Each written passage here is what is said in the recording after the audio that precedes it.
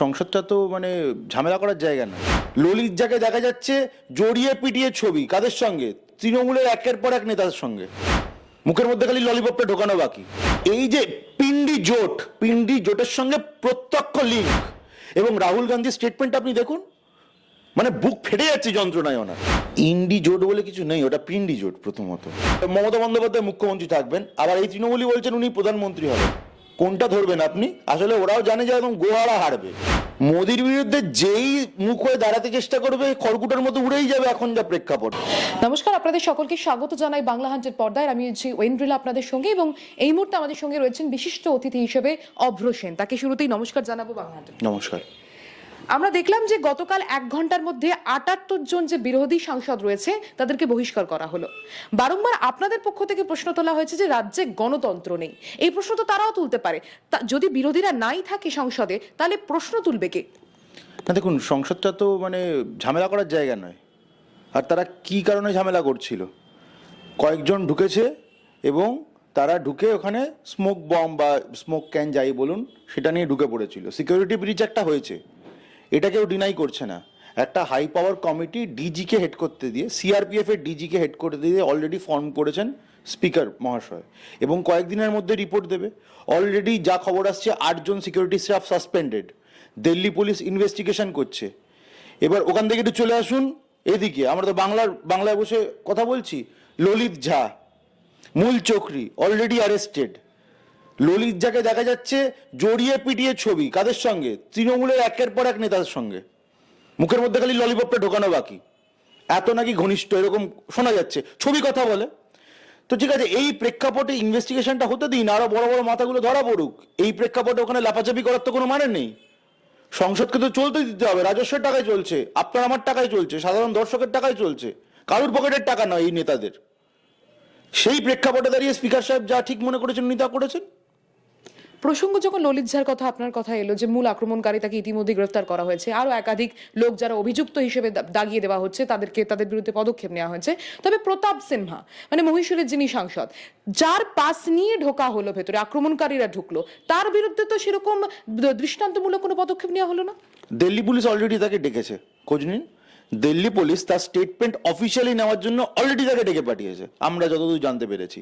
আর পুরো বিষয়টা আপনি যদি লার্জার পিকচারটা দেখেন, পুরোটাই তো একটা কনস্পিরেসি বোঝাই যাচ্ছে। এ যেই মহিলা ভেতর থেকে অ্যারেস্ট হলেন, স্মোক বম নিয়ে ঘুরছিলেন ওখানে, ওনার একটা ভিডিও ভাইরাল হয়েছে এক্স হ্যান্ডেলে, উনি কংগ্রেসের হয়ে ভোট চাইছেন, এই ভিডিও আমরা দেখেছি। তারপর এই যে এনজিও লিঙ্কটা এসছে, ললিত যা যে এনজিওর বড় নেতা ছিল, সেই এনজিও নীলাক্ষ আইজ বলে একটা ছেলে, তার সঙ্গে ললিত ঝার কোথায় ইন্ট্রোডাকশন হয়েছিল? টিউসিসির মিটিংয়ে। টিউসিসিটা কি?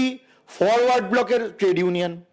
আবার ললিত ঝা আবার তৃণমূলও করে, মানে ও খেপ খাটে, তৃণমূলও করে আবার টাইম টু টাইম বামপন্থী সংগঠনও করে। ডিওয়াইএফ এর পোস্ট দেখতে পাবেন ও সোশ্যাল মিডিয়া হ্যান্ডেলে। আবার এই এনজিওর ওই এরা মহব্বত কি দোকান ফুকান করে কি লাফালাফি করে, কিরম ভাবে এনজিওটা রেজিস্টার করেছে? সোশ্যাল ওয়ার্ক, এটা তো সোশ্যাল ওয়ার্ক করেছে ওরা বিশাল বড়। সোশ্যাল ওয়ার্কের জন্য এনজিওটা রেজিস্টার কোথায় করেছে? নিজের বাবার দোকানের অ্যাড্রেসে। এটা দেশদ্রোহের দোকান না মহব্বতের দোকান নাকি পাগলামর দোকান না কিসের দোকান, এটা জনগণ ঠিক করুক। আর ছেড়ে দিন, এই এনজিওর আরেকজন মেম্বারের নাম উঠে আসছে অত্রি ভট্টাচার্য বলে। তার সোশ্যাল মিডিয়া পোস্টে যান, দেখতে পাবেন একাধিক আইসার পোস্ট। আইসাটা কি খায় না মাথায় মাকে?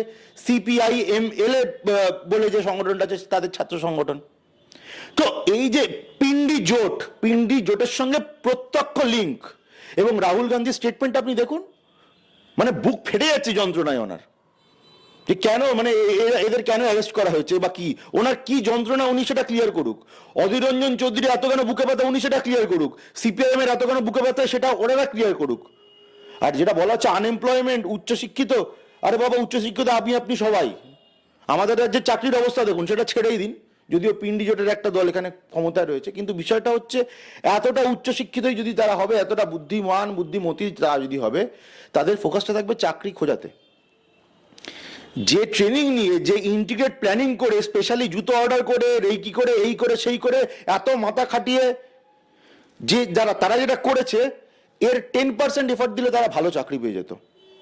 এর আসলে তার মানে মানসিকতাতেই গিয়ে ক্রিমিনালিটি, এই প্রশ্ন থাকলো। আর যদি মানসিকতাতে সত্যিই ক্রিমিনালিটি থেকে থাকে, কারণ তাদের এফর্টটা তো এই দিকে, খারাপ দিকে, তাদের যারা সমর্থন করছেন আজকে দাঁড়িয়ে রাজনীতিবিদ, তাদের মোরালিটি কনসিয়াস নিয়েও কিন্তু প্রশ্ন থেকে যায়। তবে সংসদে অন্য কোনো লগ ইন আইডি থেকে লগ ইন করা হোক কিংবা দেখা গেল স্মোক ক্যান কাণ্ড হোক বা ঢুকে পড়া হোক আক্রমণকারীদের, এটা কি কোথাও সংসদের যে নিরাপত্তা বলয় বা সংসদের যে পরিকাঠামো তার উপর প্রশ্ন তুলছে না? এখানে কি কোথাও কেন্দ্রীয় সরকারের একটা ব্যর্থতা নেই? না, দুটোকে এক করে দেখাটাই ভুল, এক করে দেখাটাই ভুল। ধরুন আপনি যেখানে চাকরি করেন আপনার একটা প্রোফাইল রয়েছে, লগ ইন আইডি রয়েছে, পাসওয়ার্ড রয়েছে, আপনি একজন থার্ড পার্সন আনঅথরাইজড লোককে দিলেন, ওটা পুরোপুরি আপনি বুঝে শুনে যা করার করলেন, আপনি নিজেই অ্যাকশনটা করলেন। এবার আপনি যারা প্রাইভেট সংস্থায় চাকরি করেন সেখানে দাঁড়িয়ে একজন পিপলস রিপ্রেজেন্টেটিভ, তার অফিসিয়াল আইডি সে অথরাইজড কোনো লোককে দেয়নি, বিদেশি একজন বিজনেসম্যানকে দিয়ে দিয়েছে, প্যারালালি 3-4 জায়গা থেকে সেখান থেকে অ্যাক্সেস করা হয়েছে একই টাইমে। এটা শুনেও কেমন একটা মনে হচ্ছে না? এইটা একটা জায়গা গেল। আর কোথা আরেকটা কথা বলে রাখি, এই যে এমপির কথা আপনি বলছেন মহুয়া মৈত্র, তার সঙ্গে দর্শন হীরানন্দানির যে আলাপ বা সেটিং যদি বলি, কোথায় হয়েছিল? গ্লোবাল বিজনেস সামিট বেঙ্গলের। কি সুন্দর বিজনেস সামিটের সার্থকতা এবার দর্শক বিচার করুন। বিজনেস তো কিছু আসে না, কোনো ইন্ডাস্ট্রি আসে না, কিন্তু রাজনীতিবিদরা সেটিং করেন না তাদের সঙ্গে। যাই হোক, ঠিক আছে, সে প্রশ্ন ছাড়ুন। এবার এইটার সঙ্গে এই যে ঘটনাটা ঘটেছে স্মোক ক্যানের, সেটা কি কম্পারেবল? ভিজিটার্স পাস সবকটা এমপি ইস্যু করেন, এখানে একটা ভিজিটার্স পাস ইস্যু করা হয়েছে, সেই ভিজিটার ওখানে গিয়ে কিছু করছে, নিশ্চয়ই এমপির যা দায়বদ্ধতা বা এমপিকে যা জিজ্ঞাসা করার প্রয়োজন বা এমপির এগেনস্টে যদি কিছু করার প্রয়োজন, সেটা যা ইনভেস্টিগেশন চলছে অ্যাজ পার প্রসিডিউরাল ল যা হওয়ার হবে। কিন্তু দুটোকে এক করে দেখাটা কিন্তু গুলিয়ে দেওয়ার প্রচেষ্টা। আমরা জানি যে আগামীকাল মোদি মমতা বৈঠক রয়েছে, দিল্লিতে গিয়েছেন মুখ্যমন্ত্রী মমতা বন্দ্যোপাধ্যায় এবং যে বকেয়ার দাবিতে তিনি গিয়েছেন আমরা সবটাই জানি।